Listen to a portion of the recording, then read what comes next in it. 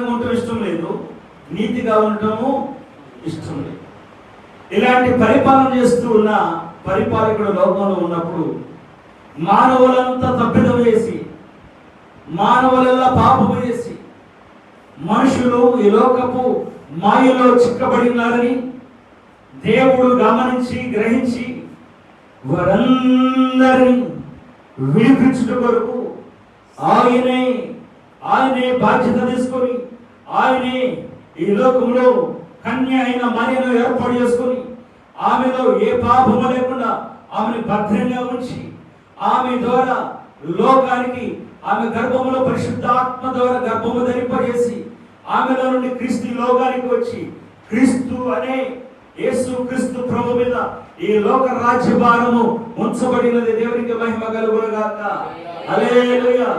ఈ రాజు నీతిపరుడు, ఈ రాజు నీతిపరుడు, బయలుదేరిన రాజు నీతిపరుడు. ఈ రాజు ఎవరు నీతిపరుడు? యుద్ధమును చేసే రాజు కాదు, సమాధానముతో వచ్చే రాజు, సమాధానం అనుగ్రహించే రాజు. కారణం ఏంటంటే దేవుని యొద్ద సమాధానం తప్ప సమాధానం ఎప్పుడు ఉండనే ఉండదు. సమాధానం తప్ప సమాధానం ఎప్పుడు ఉండనే ఉండదు. దేవుని సన్నిధిలో మానవుడే సమాధానంగా ఉండలేకపోతున్నాడు. దేవుని వాక్యమును జాగ్రత్తగా గమనిస్తే చదువుతారా మాట?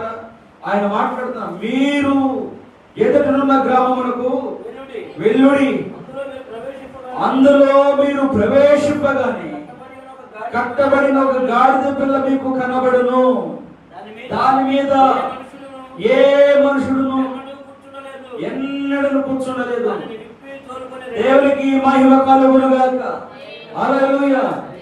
దేవుడు చెబుతున్నాడు, యేసుక్రీస్తు ప్రభువు శిష్యులకు ఆజ్ఞాపిస్తున్నాడు, మీరు బెతనియా అనే గ్రామానికి వెళ్ళండి. అక్కడికి వెళ్ళిన తర్వాత వచ్చినప్పుడు తర్వాత ఏం జరిగింది?